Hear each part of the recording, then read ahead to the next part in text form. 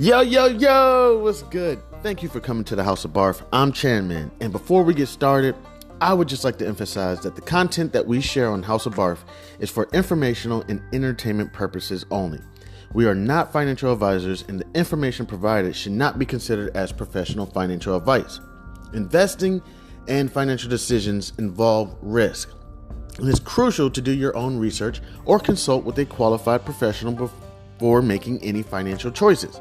The opinions expressed on House of B.A.R.F. are of our own and do not reflect the views of any organizations that we may be affiliated with. Please remember that past performance is not indicative of future results, and the financial landscape can change rapidly. Always conduct thorough due diligence and seek financial advice from a financial advisor tailored to your personal needs and circumstances.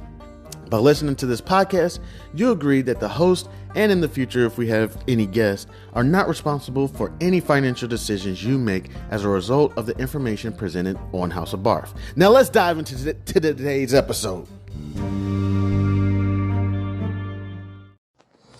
Yo, yo, yo, what's good? It's Chairman House of B.A.R.F. What's popping? Was just getting up. I'm probably going to doze back off, but just getting up early. One thing I'm working on real quick is my promises to pay. So I've been out of work for a while, and I know I sit around and I talk about trading, bonds and stocks and whatever, stocks and bonds and options and all those fantastic things everybody loves. But again, B.A.R.F. is not just about stocks and bonds and whatnot. B.A.R.F. is about business, accounting, regulation, finance. Little brother, little sister, economics. So one thing I'm working on right now is on my promises to pay. I've been out of work for a while, and my savings accounts are they're depleted. I've been going through a lot in the last couple of years, a bunch of bullshit that I wish on no man or woman, and not to mention a lot of this is my fault. You know what I'm saying? I'm not going to act like I'm a victim. You know what I'm saying? I've hung out. You know what I'm saying? I've probably been doing too much. You know what I'm saying? Just nonsense. So what I'm working on real quick is in order to avoid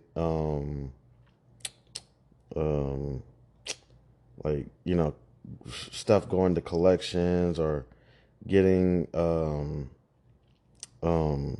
things cut off and then having to pay reinstatement fees. When I pay my bills, even when I'm on point, even when I'm good, this one thing I kind of explain to people is I really wish, one thing I've noticed in my personal life, and I'm not saying that I'm an expert on anything, is married couples, for some reason, with kids, and this is just my experience, this could be completely off, appear for some reason to be more well off than an individual that's single, never been married, or not currently married, or whatever. Well, I don't want to say divorced, because divorce, is a hit on the pockets. But never been married or whatever. Let's just say if they got married, it was annulled. Not like a divorce where it was they had to split everything up. Everything got nasty, end up having to pay child support, alimony, all that shit. None of that. But let's say you got married and it got annulled. Something was just done. You know what I'm saying? I've noticed married couples with kids be doing better than single people with no kids. And it really don't be making no sense to me. I'm like, how the hell are you going to go live with your sister or your brother or your parents or whatever? And it's not a big deal, you know what I'm saying? And you've been single, you know what I'm saying, with no kids your whole life or whatever. Or you gonna go ask this couple for money. They married, they got a little one in school or whatever it is. They got cars, they got car notes. You know what I'm saying? I'm sorry, one thing that kind of irks my nerves too is, I'm sorry, this is probably going way too far. This ain't barf, but like I be seeing sometimes the women that be asking these men out on dates. You know what I'm saying? These women be single, no kids, nothing. Um, they may have a four-legged furry um child. You know what I'm saying? Um, and they ask these men out on dates, and I be seeing these guys pay for these dates. You know what I'm saying? And I'm pretty sure it's reverse on the other side. I just don't see that often.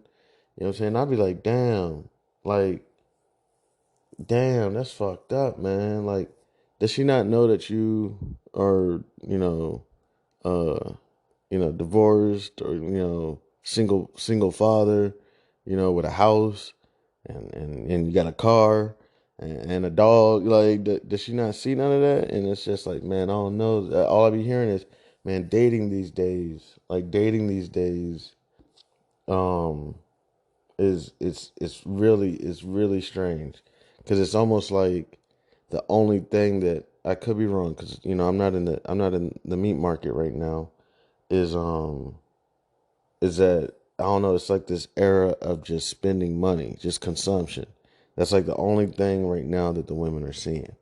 You know what I'm saying? So, and by that, it's like you got to take them out on the date, and even after the date, like that somehow their cell phone bill or car note or something will come up in conversation. So you just walking down the block, just talking. You doing, just giving good conversation, um, just having a good time, and then it comes up. Oh man, my cell phone bill due this month. It's like, so isn't that due every month? And oh man, I don't know how I'm gonna pay it. This is the first time we've been on a date. What you've been doing the last 25, 26, 30 years of your life, and it's just something I'm noticing. Like, so then of course, it just comes up like, hey, can you pay it? And it's like, damn. So to be honest, you asked me out. And when you asked me out, I really thought you were going to pay for the dinner, to be honest. Honestly, if I knew I was going to pay, I would have honestly just kept my money and stayed in the house. I could have easily, got a pack of cigarettes or something and, a bottle of wine or something and just sat in the house and watched Thursday night football or something. You know what I'm saying? Like, it confuses me. I see it going on with my brothers, or, what I'm saying, my guys. Um, and it's like, yo, why is it that you're more on your feet? You're more capable as a divorcee, as a single parent, whatever. And my thing that comes to my brain is that, of course, that people who have responsibilities or more responsibilities are more responsible than people who don't got that many responsibilities. Like, how is it this person got two, three, four kids and they're in a house? Now, the other option is, I think also that when you're in these situations, when your back is against the wall, is that you look for alternatives compared to when everything is good. So if there was some way that I could, like, not me personally, whatever, but if there was any way that I could, like, get the mentality of a married person or a divorcee or a single parent inside the minds of somebody who's young and upcoming and single with no kids or whatever, dog, it would be optimal. Like, it would be crazy. You know what I'm saying? Just to look at alternative ways to get yourself into a home. You single, no kids, income not that high. There could be some programs out there for first time home buyers. You know what I'm saying? But you're not going to look these up until when? Until you're ready to get married and have kids, or you pregnant or something. Now you're looking up how to get into your first home. You know what I'm saying? With your back against the wall. But what if your back doesn't have to be against the wall? But like, when I was single, you know what I'm saying? I remember, people telling me all the time, man, Chan, you handsome. Yo, go explore the world. It's like a, what is it? Like a 3-to-1 ratio or something out there, women and men. And let's just say out of those, three women, some of them may not be your type or whatever. You may not be interested, but dog, that leaves you with, 1 to 1 or 2 to 1. It's a good roll of the die. Go out there, you know what I'm saying, and go. I guess in the words of uh, was it David Earl Jones, go soil your royal oats, something, So, I hear it all the time, and you don't really pay attention to it because you're like, I got this. I'm good. You know, one thing growing up in the city, and it's not really my mentality, but one thing you hear a lot of people in the cities, why do I need to travel? Why do I need to go everywhere? Everybody comes to me. Everybody comes to us. At some point, the new play or whatever it is going to come to us, and then everybody from all around the world comes to us. You could literally sit here in the city and you could explore the world. However, I will admit this past New Year's the population was low. It wasn't as high as it used to be. So maybe it's not popping like it used to be. So maybe it's time to get out and whatnot. But you just don't pay attention to certain things because you're like, I'm good. I'll figure it all out. And then you get married. You know what I'm saying? And when you get married, it's kind of like I don't want to compare it to this because it sounds bad, but it's like going to jail. You know what I'm saying? Like you go to jail, you don't realize you're in jail. I mean, you could be in a holding cell, you could be in processing. You know what I'm saying? You could be in all that, and all these, and I don't think you really realize you're in jail until you probably hear those doors, close. Well, I don't know. It depends on where you are because you could be um, in the middle, but essentially let's just say that you hear that door close. When you hear that door close, I'm pretty sure that's when it resonates. You're in jail.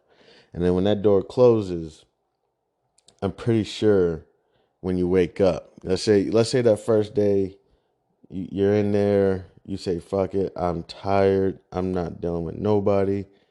All these guys are just yelling. I'm tired. I don't even feel like hearing all them yelling. Can't even understand. You can kind of understand what they're saying, probably a little bit, but can't even understand what they're saying. You know what I'm saying? So you just like, yo, this is just madness. I'm going to bed.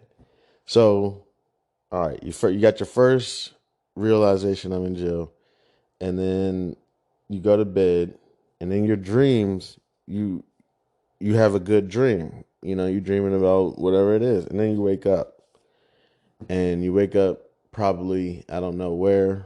You know what I'm saying? Just you could be on the bottom bunk, top bunk, whatever. Some guy just farted. You know what I'm saying? Just let when you're just like, oh my gosh, this can't be real. Then you also got probably some maniacs. I'm no offense, mentally ill people. You know what I'm saying? Probably running around, scratching or something. I don't know. Um, and it's just now it's hit you again. Oh, you're just like, oh fuck. For a moment, I forgot I was here. You know.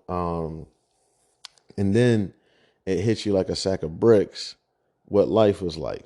You know what I'm saying? You're like, man, I had a girlfriend. She was a baddie. You know what I'm saying? I had a car. Yeah, you know what I'm saying? You know what I'm saying? I had my place. Like, as much as I thought that I had it bad out there, I actually had it really. I'm living kind of really good, like a prince. I'm living like a king. Didn't realize it. And that's what led you to go do something to not really, pay attention to your actions. You know what I'm saying? You got some guy trying to talk to your queen and you decide to knock his two front teeth in. And now you doing a year or 6 months or 10 months or however long. Or you knock him out and he hits his head on the curb and now he's fighting for his life and you trying to figure out, are you going to have, I don't know, like assault charge? Are you going to have a murder charge? Like, and now you sitting there now realizing like how good you had it. So I kind of think like in a sense, like even when you get kind of like married, you know what I'm saying? That's when you really realize like, oh shit, I did really have the world in my hands and now I really don't. But on the other end, it's time to optimize, you know what I'm saying? And that's when you start doing whatever it takes to do what you got to do. Starting that business, getting that house. Now, the thing I would say is, man, if someone that was single, you know what I'm saying, with no kids, you know what I'm saying, starting off young. That's why we see all these young millionaires now. I think social media can be, I think it can be productive and counterproductive. It depends on how you channel that energy. That's why I try sometimes to talk to the young trap stars, because it's really like you got this energy, this ball of energy that's just like ready to be released. I mean, seriously, like, and if you a male, you know about that testosterone. That shit is relentless, and I'm pretty sure women have their thing too. That's a dog in them, But you know what I'm saying? Besides that ball of energy, man, we got this testosterone that just gives us like energy like crazy. You know what I'm saying? And we just got this ball of energy. And when you learn how to channel that energy, kind of like a superpower or something like that. Like, I'm assuming the first day in, I don't know, X-Men Academy, you got people don't know how to channel their energy. You know what I'm saying? So you learn how to channel that energy, and I get concerned about the young trap stars because I really don't believe a lot of people are trap stars. I really don't. I really think a lot of trap stars are really entrepreneurs that didn't know how to channel that problem solving energy. So instead of going down the road of problem solving and learning how to code or learning small business, sole proprietorship, limited liability corporation, S corporation, tax codes, and all these different things, and even I don't know, fire department codes and all these different things. What's easier to do? You go to a basketball court, and I hate talking about the basketball court because I don't want people being like, I knew it. It's that damn basketball court. Take the rims down. Stop having those people congregate around there. Because that's what people do. But you go to let's just say you go to court every day. You're out there balling, and on the end of the basketball games, you see one of the trap stars trapping, and he or she distributes their chemicals or whatever. You know what I'm saying? And you see that, damn, you know what I'm saying? I'm leaving this basketball court with nothing but a ball, and this person is leaving out of here with a band, you know what I'm saying, in a matter of just a couple hours. And it doesn't get to you. They call it strain. There's different types of strains in life. You know what I'm saying? And the correctional officers, or I mean, police officers or whatnot, they know about these strains. They study these strains. I don't know all the different strains, but these strains is what will make potentially a criminal. If police officers and whatnot can stop crime essentially kind of before it can happen, you know what I'm saying, then that'd be optimal. But you can't arrest somebody for something they didn't commit. You know what I'm saying? But you can follow a man or a woman for 500 miles, and then most likely you can catch them doing something that is illegal. And basically, if you put it all together, okay, this strain, maybe they can't afford, to live anymore. Maybe they can't afford food anymore. Whatever it is. Even another strain is being rich. You know what I'm saying? And I know that sounds crazy. How's being rich a strain? I believe Chris Rock cracked a joke about it. Could you imagine if Bill Gates became poor? He probably would just end his life. You know what I'm saying? Compared to somebody who's been rich, like let's say Oprah Winfrey, that supposedly came from humble beginnings. I don't know a lot about. I'm not gonna lie. I don't know everything about Oprah Winfrey, but I have heard she was homeless at some point in her life. Um, so compared to somebody like Oprah Winfrey, she ever went back to being poor, she may be able to survive a little bit better. You know what I'm saying? But believe it or not, being rich is a strain. You know what I'm saying? There's different strains out here. So, not so much being like, let's say, you started off from the bottom, you went to the top. The strain, I think, is also in that rich person as well, to not fail and go back to their humble beginnings. That too, that's a strain. But also, there's another strain of, let's say, for example, their family members or their children or their spouse. You know what I'm saying? There's a strain on them. They're hanging around this rich person who's paying for everything every time we go out. You know what I'm saying? And you want to pay for stuff. And you're tired of every time we go out, they pay for stuff. One, you're just tired of that. And then two, you're also tired of possibly not being able to be your authentic self around this person because you're worried that they may cut your water off. You know what I'm saying? So you want to be loud at the parties. You want to be, obnoxious. You know what I'm saying? You want to have fun. You want to stomp on the couch. And you can do it as entourage, but you look kind of stupid. You know what I'm saying? We know they funding this whole operation and you having the most fun. So you're like, you know what? Again, I wanna optimize this. I wanna have the money and I wanna have the fun. And that's what I mean so much with also um uh with married people and kids with houses and businesses and everything. Everything may seem sweet on the outside, like, oh wow, they getting divorced or whatever, or you know what I'm saying, but they still got the house, so they must be good. Nah, nah, dog. Or oh, they married with two kids, and they got two cars, both of them, high class in cars, whatever, Toyota Avalons or Lexuses, whatever. I don't know. You know what I'm saying? Oh, they must be good. Nah, nah, total opposite. Total opposite. I could only imagine the statistics of the amount of individuals who are actually living paycheck to paycheck. I don't know for a fact, but even motherfuckers that be living in the most wealthiest side of town with the cars and everything, seriously, may not be in the situation you want to. Only reason I kind of know this is because I did work in finances, and I worked on a couple different sides of finances. One, I sold insurance for a little while. You know what I'm saying? And when you sell, I sold life insurance. So when you sell life insurance, you kind of get into people's books because you want to make sure that the life insurance is enough to cover, any of their liabilities that they have, um, if they were to pass away. Even if they got a small business. You know what I'm saying? Maybe they want to leave. You would say, well, they got a small business. What do they need life insurance for? They could just sell the business and everything. But maybe, like, I don't know. Maybe they have their own thing that they're trying to work on, is like keep it operating. And at least if they have $1 million policy or something, then that should be enough to give to the heirs or the beneficiaries to operate the business for at least a couple of years until, saying, they can get on their feet. Or maybe you got a house and you got a young kid, that is expected to go to college. You just want to make sure that, you leave a $200,000, $100,000 policy that should cover their college. That should get them, you know, um, paying their tuition, paying their boarding, help if mom or dad are left behind, a survivor, help them pay for, mortgages, rent, whatever, car notes.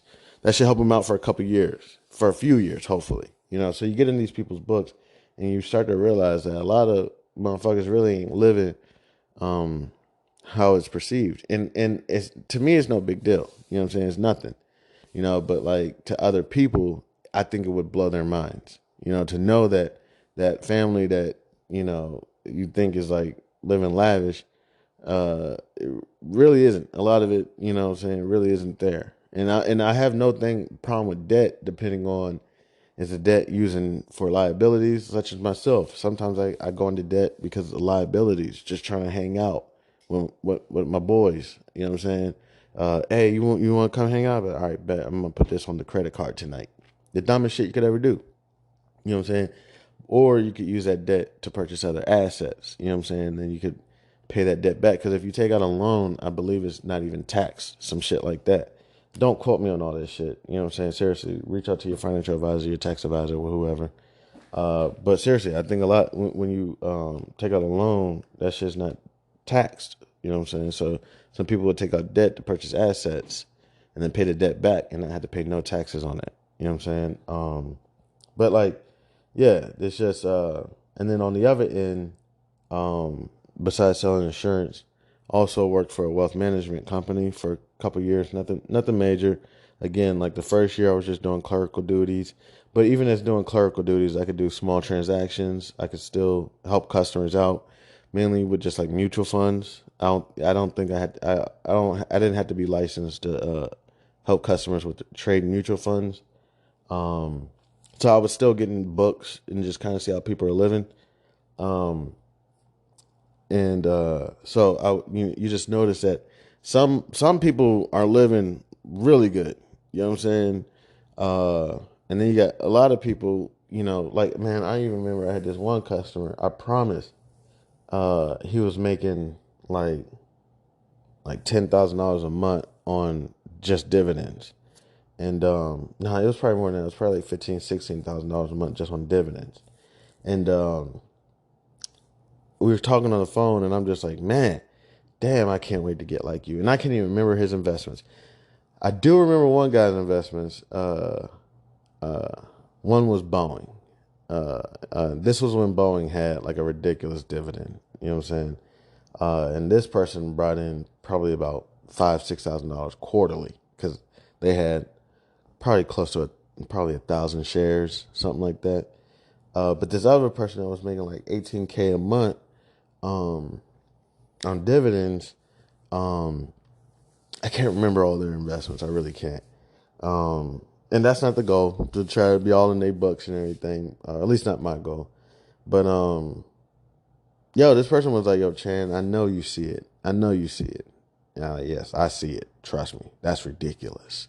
You know what I'm saying? And he's like, dog, I'm just going to tell you real quick. I'm not living like you think I'm living. Like, I got a sick mom at home. You know what I'm saying? Sick pa at home. Their medical bills alone are probably 8 to 10K. This is why you see me investing the way I'm investing, is because I need to make sure that money comes in so that I can afford their lifestyle. And of course, ma don't want to be in no normal living assistant home or no normal whatever they call them, nursing home or geriatric community, whatever. She don't want to be in the basic joint. She want to be in the lavish joint. So that joint is an extra $7,000 a month or some shit, whatever. Yo, seriously, if this guy would have never told me that, I ain't gonna lie, I would have been one of those people thinking, oh shit, he living good. You know what I'm saying? Could you imagine bringing in $10,000-$15,000 a month just in dividends? You know what I'm saying? And I know what you're saying. Well, there's no way you can get dividends monthly. I remember if it wasn't monthly, then it was quarterly. It was something ridiculous. You know what I'm saying? It was something ridiculous. All right. I know you can always try to chew something up and spit it out. Do it all you want. Don't listen at all. But you know what I'm saying? I'm not trying to put no fake shit out there. But that was one thing where I started realizing a lot that people. I'm not saying they're not living the way they're living. You see them at the shows. You see them on vacation every few months. But trust me, no offense, you basically weigh, your life. What am I going to do? Am I going to sit in the house all day, pay my bills, build my investment portfolios, my savings accounts, my 401ks, and then like what, die and then give everything to my beneficiaries? For me, not saying that I don't want to travel and shit, because I do. You know what I'm saying? Not saying I don't want to go on expensive dates, because I do. I want to do all that shit. I want to do it with the right people. I don't want to do it with everybody. Trust me. You know what I'm saying? Nah, I don't want to get that twisted. But I'm okay with if I build this up and let's say I pass away and I get my beneficiaries, they get it young if they can, or older. I don't care. I could pass away at 100 and they be 60, 70, whatever. Shit, they younger than me. And if they get it and they get to go live their life, I'm okay with that. That's what I would consider my generational wealth. I'm building up the generational wealth for the people that I will not even ever meet. You know what I'm saying? My great greats, you know what I'm saying? Just let them know that there was this guy named Chanman out there who started this shit, and if it wasn't for Chanman, he really helped us get our foot started in the right direction. And then they take it off and they run with it. You know what I'm saying? And yes, real quick, generational wealth will only last 2 or 3 generations.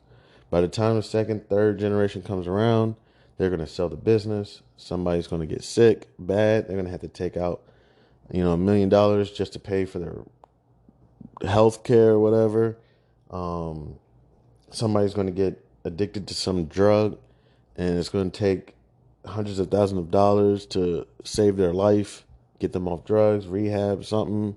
It's always going to be something. Or somebody's going to be irresponsible and want to travel the world at the drop of a dime. Oh, I want to go to New York. Oh, I want to go to Prague. Oh, I want to go to I don't know, Amsterdam. I want to go to New Zealand, and they just want to do it at the drop of a dime. Just, I don't give a shit. I don't give a shit. Fuck my granddad. Fuck him. He's a loser. All he does is drink and smoke and whatever. You know what I'm saying? And they don't give a shit. And who knows for what reasons? I think one reason why, another thing why generational wealth may not manage last more than a couple generations. I could be wrong about this. I could be wrong about this. Seriously, I don't think we get the women involved enough. I think we kind of have this thing where like generational wealth is supposed to go to the boys. You know what I'm saying? Um, and then they maintain the family. I don't think we get the women involved enough. Um, I don't know. I'm just making that up. Don't quote that or whatever. Hold it against me, whatever. But I don't think we get the sisters involved enough. The women, whatever. Um, if you look, even I was watching a show called Yellowstone. I think it was on Paramount. And let me just fully disclosure, I'm invested in Paramount, so I don't think I'm making a plug. But I think even on that show, the sister was like one of the smartest, best characters. But I don't think she would have the opportunity to take on the family business because of her genitalia. So going back to what I was talking about with the finances. So right now, what I'm doing real quick is, um, but that was just a show. You know what I'm saying? But I do think it possibly has some truth to it. You know what I'm saying? Um, so what am I gonna do in my personal life? I'm maybe try to change that up. Um, Now I have been stabbed in the back by some women lately. Uh, when you can see how fast a woman can change, that's the shit that gets you concerned. It's that I think. I'm sorry. Now that may be the worst, but oh my gosh, when you can see how quickly a woman can turn coat. One day she's your ride or die, the next day she's riding or dying for someone else. Like that's that shit to make you be like, nah, dog, nah, nah. We can't put the family business in her name. You know what I'm saying? Like one day she for you, and the next day she for herself. You know, like you don't know. You don't know. Um, you don't know. Not saying that men can't do it either. Um, but there are some things you'd be like, oof, oof. So we got to figure it out. But my personal life, I try to make sure that everybody is on the same playing field. You know what I'm saying? We all on the same playing field. You know what I'm saying? Whoever's up next is up next. When you reach back, they say when you reach back, we typically reach back for somebody who reminds us of ourselves. So Caucasian males typically reach back. Who do they grab? Another Caucasian male. It's very rare. I'm not sure if this is true or not. This is no stats behind this. It's kind of rare for example, let's say a Hispanic male or a Hispanic female or a black woman or whoever, or black male, I'm not sure if I said it, but to reach backwards and grab someone who don't look like themselves. You know what I'm saying? Um, so, if you have a lot of, let's say, Caucasian men in power and they reach backwards to give somebody an opportunity, it's probably going to be very rare that it's going to be a woman or a person of, I guess how people say, color. You know what I'm saying? A Crayola box. So that's one thing I'm going to try to work on myself is, look, I'm putting this shit together. Whoever's up next is up next. You know what I'm saying? If it happens to be another black male or, then that's just what it is. But if it happens to be a Caucasian woman or a Hispanic male or an Asian woman or whatever, um, whoever's up next is up next. You know what I'm saying? Now, am I going to get backlash from Dr. Uma or whatever? Probably. But if this is who I trust, you know what I'm saying, to run shit, this is who I trust. If it's an Asian woman, let her live. If it's a Caucasian male, let him live. You know what I'm saying? It's like, well, you got to support the community and all that too. And we're going to figure out how to support the community. That's not going to end. That's not going to end. But we got to have diversity more of thought than diversity just in physical appearance. I understand we're visual people and what we see is what we believe, but not necessarily. We got to have diversity in thought. That's what I need. If this Caucasian male can run my community outreach program for little black and brown children, then that Caucasian male is up next. You know what I'm saying? In my personal opinion, and that's something I want to work on. But as well, if it's a Caucasian female, or if it's an Asian woman, or a Latino woman, or whatever, let her be up next too. Let her get the opportunity, and let's just see how it rises. Now, I say that now broke. I don't know what happens when you have multi-millions and a billion or whatever, and you have a lot of clout and a lot of power. Things might change. You may be like, man, this is going to my son. What is it? What do they call it? Nepotism or something like that? You know, and be like, fuck that. We keeping this in the family. I don't know. I don't know how I get to. But regardless, with my personal finances right now, I'm behind on my bills like fuck. It's just, it's getting out of control. It's getting madness. My savings accounts are depleting. I mean, and I worked really hard to get my savings accounts up. I'm talking about possibly even a decade. You know what I'm saying? A little longer than, maybe like 5, 10 years, really working on it. And in a matter of, that's why you really gotta watch out who you surround yourself around, because um people will people can really only do what they know. You know what I'm saying? And if they come from somewhere where, they don't see themselves having 6 figures, 7 figures, 8 figures, whatever. They can't imagine that. They don't see themselves being a business owner. They don't see themselves having a podcast, as a conversation with people. They don't see themselves having a YouTube channel. They don't see themselves doing none of that. You know what I'm saying? They can only do what they know.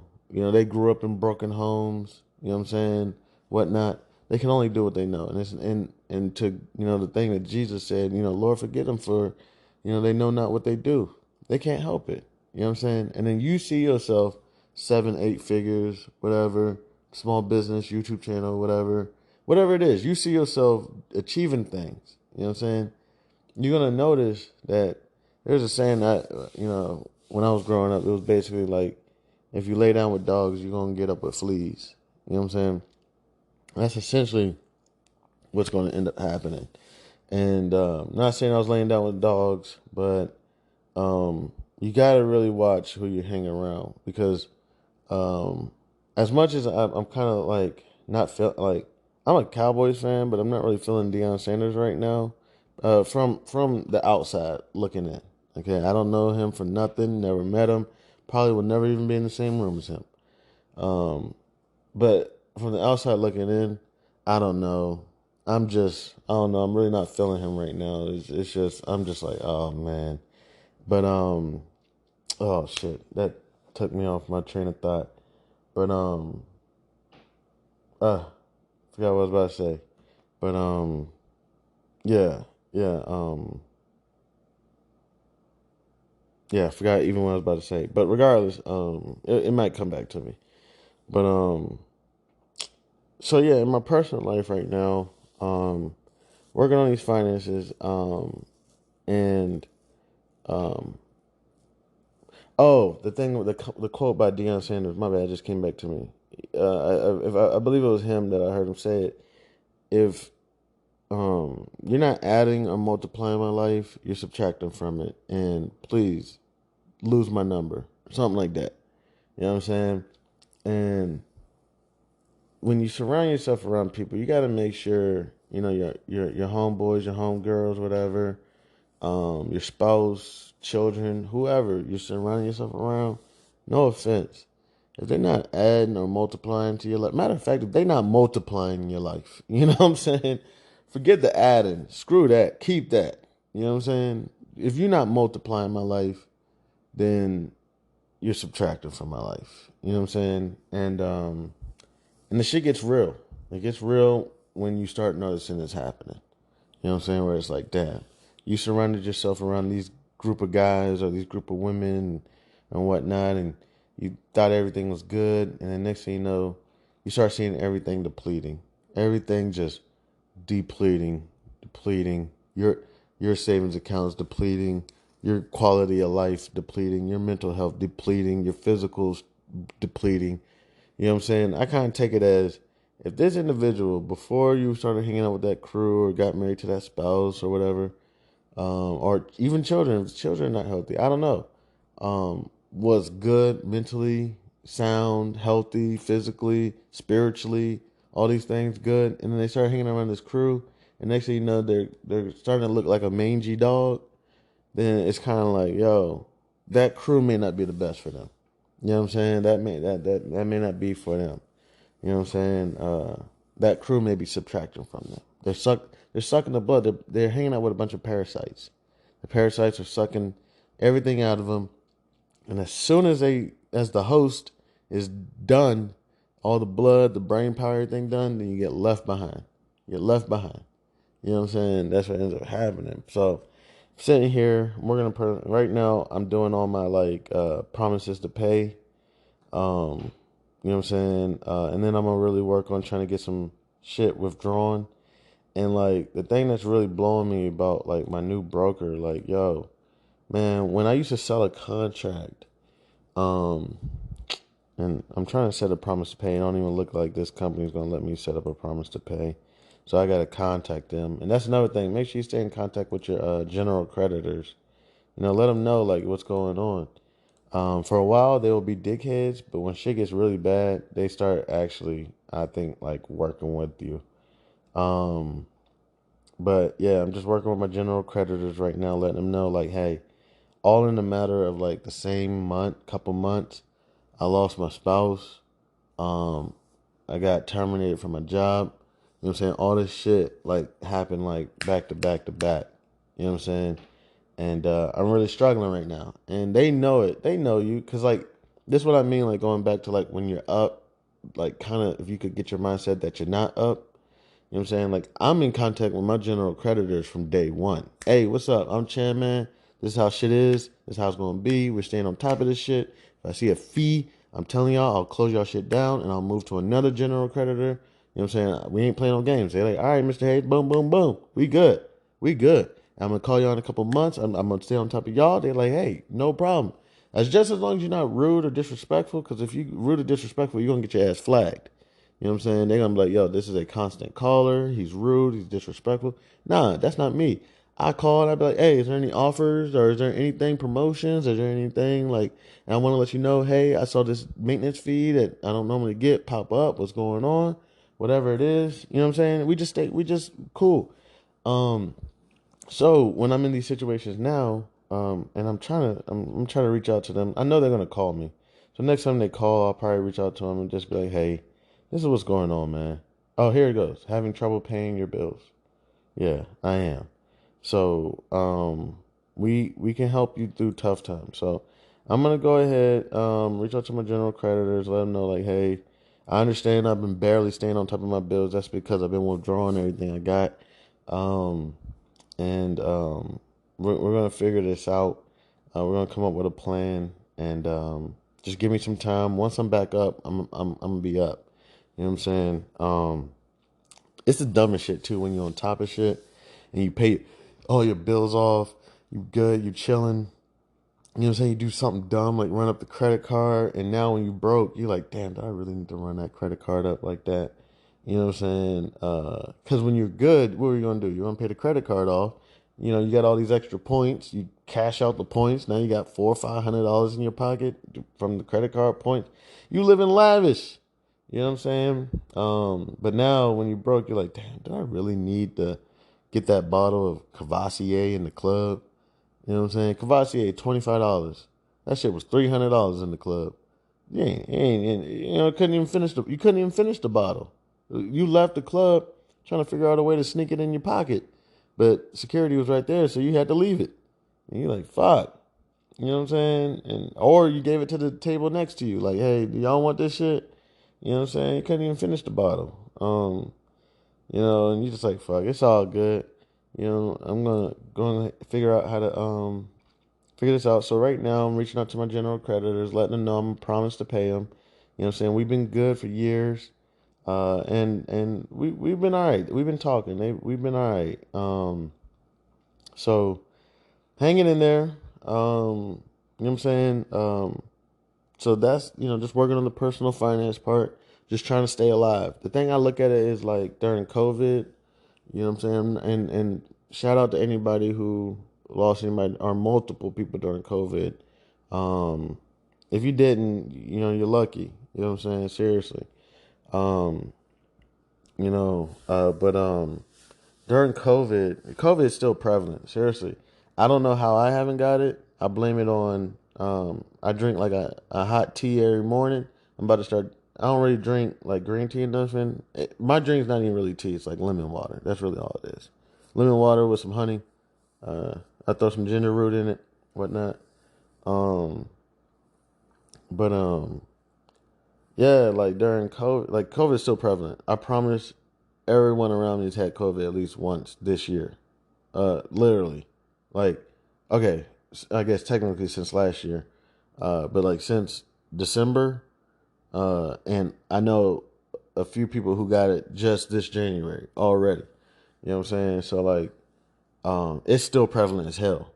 You know what I'm saying?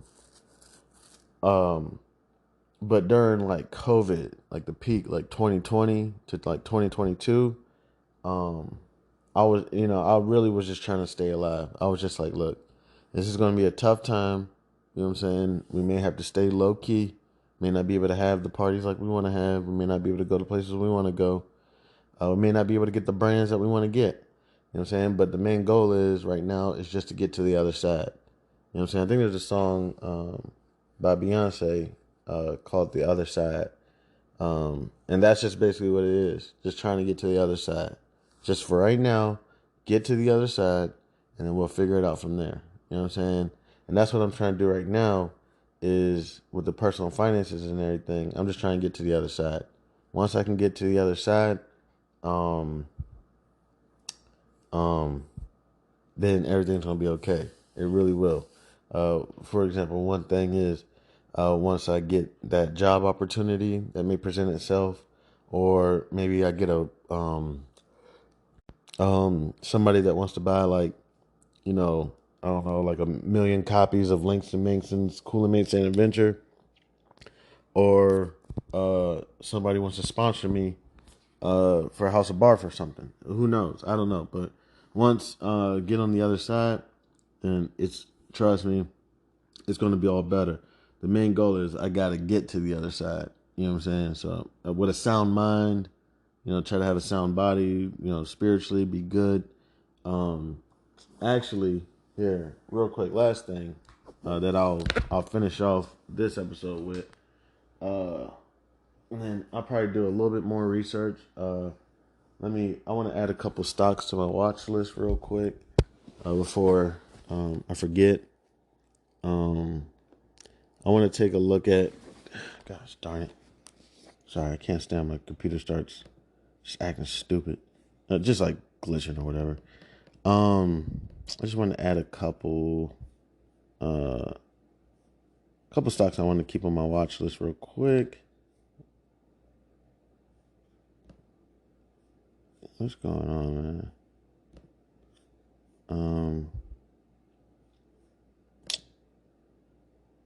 Where's my? Okay, here it is. A couple stocks. Dollar General. Let me see. I don't even know what their ticker is. Let me see. Dollar. Gosh darn it, man. Come on. Dollar General. Ticker. It's DG. I could have figured that out. I knew that. All right, DG. I want to add that to my watch list. Make sure it's in there. And I want to add Nintendo. Let me see. Nintendo. What's their ticker? NTDOY. I could have figured that out. What was it? I'm sorry. NTDOY. NTDOY. All right, I'm gonna add that to my ticker symbol as well. Yeah, and I just want to finish off real quick. And trust me, yes, I'm lukewarm, hypocrite, going to go to hell. God never knew me. All right, so sue me. If I could just finish off real quick for anybody, for myself as well. Let me see. When we're going through this struggle, you know what I'm saying? I'm looking at I'm not no expert, but I'm looking at Ecclesiastics real quick. Where are we at? I don't know. Verse 5. What? Let me see. Chapter 7, verse 5. No, sorry. Just real quick. Chapter 8, verse 5. I'm just looking at Ecclesiastics, basically. Yeah, but real quick. Just for anybody who wants to hear. Whoever obeys his command will come to no harm, and the wise heart will know the proper time and procedure. For there is a proper time and procedure for every matter, though a person may be weighed down by misery, since no one knows the future, who can tell someone else what is to come? As no one has power over the wind to contain it, so no one has power over time of their death, as no one is discharged in time of war. So wickedness will not release those who practice it. I'm going to go ahead and stop there. Maybe I'll just go one more real quick. All this I saw as I applied my mind to everything done under the sun. There is a time when a man's lord it over. There is a time when a man lords it over others to his own hurt.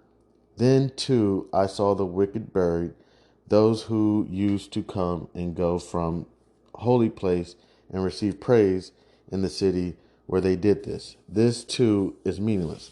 I'm not sure. Okay, I'm not an expert, but let me see. Let's see. I got these little notes. Let me see. Oh crap. Where's the note on that verse? Okay, I don't have a note on that verse.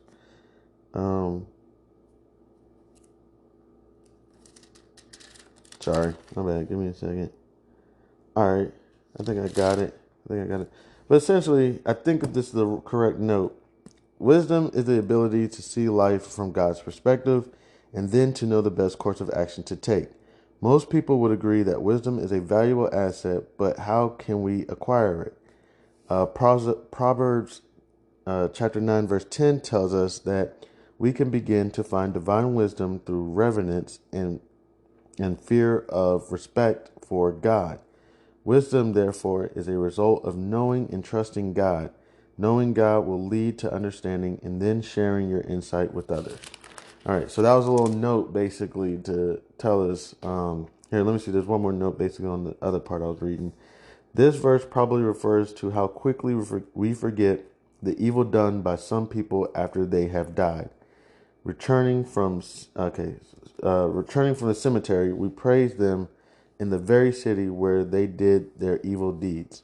Sorry, that went on to the next verse. We didn't go much into that, but essentially, you know, I just look. Sometimes I just open the book, turn to something, and that's what comes out. I'm being serious. Like, um, uh, I I I opened up the book prior to hitting the record button, and that's where it landed. Um, yeah, that's where it was. I didn't open it just right now. Before I hit the record button, I did that, and I started reading it. But essentially, right there, it's just like, you know what I'm saying. Essentially, I kind of get a sense of, no weapon, made against you will prosper, and at the same time, seek God's wisdom. Don't go around seeking like, your own personal wisdom. You know what I'm saying? I know we can a lot of times be like, yo, I got to do what I got to do. You know what I'm saying? No one says that, just because you sit around praying. I'm pretty sure even God doesn't want us to sit around praying all day. Essentially, you got to get up and do something. I think, no offense, I could be wrong, but sitting around praying all day is probably more so a tool of the devil. I'm probably going a little bit too far right now, but that's probably more of a tool of the devil. You know what I'm saying? You're a good Christian or whatever, or a good practicing Christian, or you're good, but you're sitting around praying all day. You know what I'm saying? Essentially, at some point, you got to get up and seek God's wisdom even during miserable times. So that's all I'm trying to do. I'm trying to keep my head right, you know what I'm saying, and understand that these are miserable times, and that seek God wisdom, respect God, and just try to move forward. And just, we're going to get this done. And before you know it, as most people say, you look back and laugh. I don't know. I don't know, but hey, that's what people say, man.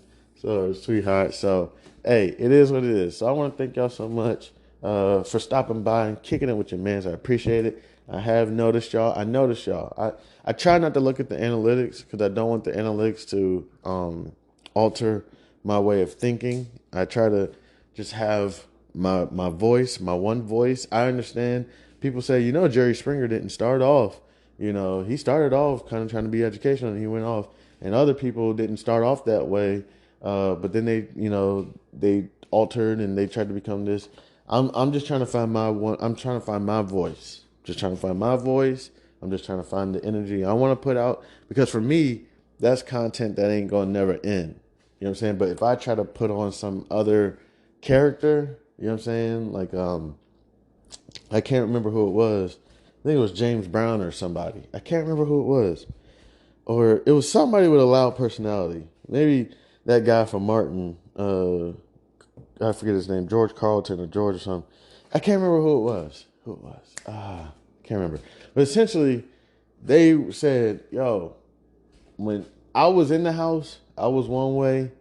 And as soon as I started putting my clothes on to leave the house, I was already getting in character. I was already becoming James Brown or somebody. I don't know. I can't remember who it was who said it. But that may be great. You know what I'm saying? That may be the perfect way to do it. But that content for me is eventually going to end. Trust me. I'm a person whose true colors are going to come out one day. That's who I am. If I try to date some woman and try to be on my best behavior, it's only a matter of time before she sees my true colors, where she's going to see my ass out. You know what I'm saying? So I think I kind of take things to the other end where I just come out with my ass out. You know what I'm saying? And that may not be the best approach either. It's like, damn, I just met him with his ass out.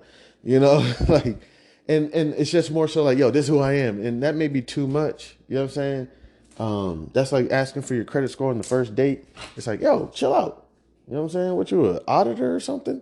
You know what I'm saying? But like, that may not be the right approach to take it that way either.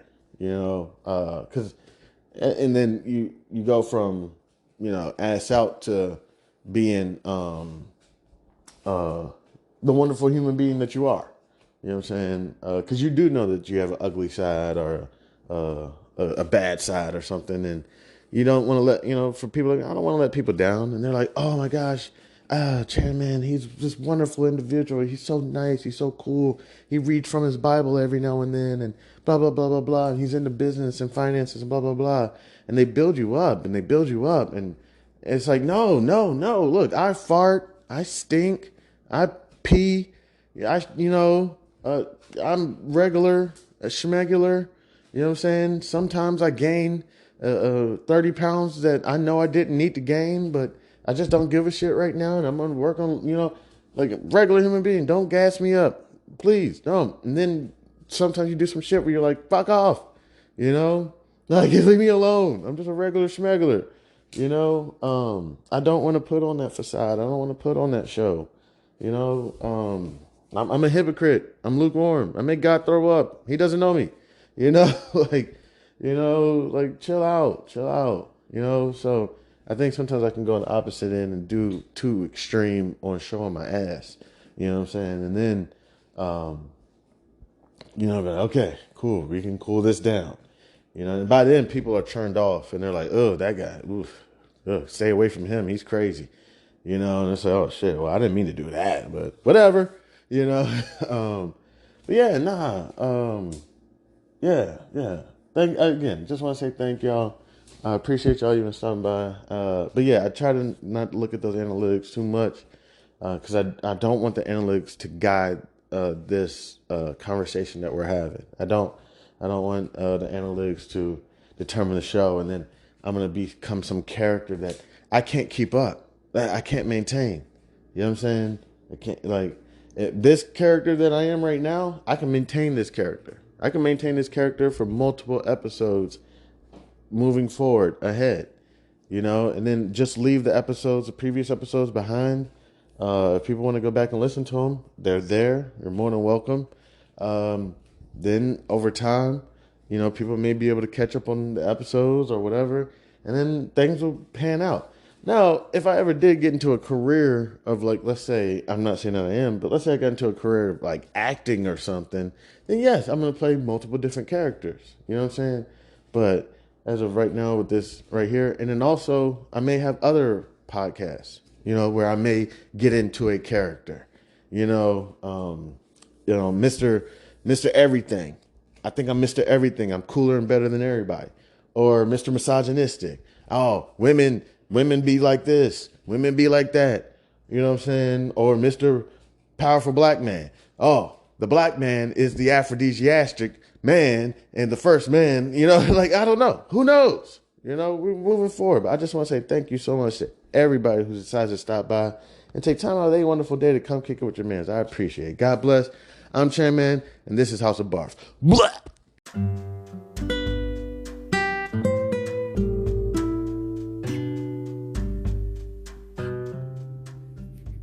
I am thrilled to introduce you to an exciting new storybook journey that I believe will capture your imagination. Allow me to present Langston Manxon's Kool-Aid Stand Adventure, a compelling short story that promises to transport you to a world of interest, excitement, and learning. The title of the book is Langston Manxon's Kool-Aid Stand Adventure by Chandler Hayes. In a world of colorful imagination and captivating stories, a new children's book has emerged to empower our young minds with crucial life lessons, life skills, and financial literacy. Langston Manxon's Kool-Aid Stand Adventure is a cheering short story written by a talented Black author who understands the importance of equipping our youth in the early stages of life with the tools they need to navigate the realm of money, savings, and smart choices. Meet Langston Manxon and his imaginary best friend, Zonky, a pink elephant, two curious souls who embark on an adventure around the vibrant landscape of Wichita, Kansas, where Langston Manxon sets out to accomplish multiple goals and is met with obstacles that he must overcome. Langston Manxon and Zonky discover valuable lessons of talking about finances in the home in order to gain knowledge. Langston Manxon, with a little bit of confidence, the guidance of supportive parents, the help of community members like Mr. Tiller, and his imaginary best friend Zonky, Langston Manxon learns about the value of money and how to save, the importance of making thoughtful spending decisions, the significance of thinking outside the box when met with challenges with money, and the joys of sharing with others. Through relatable experiences and engaging storytelling, young readers are introduced to the fundamental concepts of money, such as earning, saving, and spending responsibly. Langston Manxon set savings goals, teaching children the importance of planning for future needs and dreams. The book celebrates diversity and the different perspectives on money, shedding light on its role in different people's lives. The characters' interactions emphasize the joys of serving others, the gift of sharing, and making a positive impact in their community. The pages of Langston Manxon's Kool-Aid Stand Adventure come to life with vibrant illustrations. The colorful and imaginative visuals not only captivate young readers, but also enhance their understanding of complex financial concepts. Langston Manxon's Kool-Aid Stand Adventure is coming soon to bookstores and online realtors. It is a must-have addition to any child's library, fostering essential life skills while sparking the joy of reading. Empower the young minds in your life with the gift of financial literacy and imagination. Join Langston Manxon, Zonky, family, and friends on their extraordinary journey of running a drink stand to set them on the path of a brighter future. Your opinion means a great deal to me. I would be honored if you would consider exploring Langston Manxon's Kool-Aid Stand Adventure and sharing your thoughts. Your feedback could play an invaluable role in shaping the future of this project. If you have any questions, comments, or would like to discuss the book further, please don't hesitate to reach out to me. Your support in spreading the word about Langston Manxon's Kool-Aid Stand Adventure would mean the world to me, and I deeply appreciate your consideration. I am a passionate advocate for financial literacy. Me, Chandler Hayes, and and am excited to join the community of storytellers. With a background in finances, I am driven to inspire children to embark on their own adventures of learning and discovery through the power of literature. Langston Manxon's Kool-Aid Stand Adventure is a heartfelt endeavor to promote financial literacy in a fun and accessible way. As a Black author, I'm committed to providing children of all backgrounds with the tools for success, and I am proud to contribute to a more financially informed generation. Thank you for taking the time to explore this advertisement, and I look forward to the possibility of sharing this extraordinary literature adventure with you. Please feel free to contact me. You can reach me at the email c287gph@gmail.com. All right, thank you. Warmest regards. Have a great day. God bless.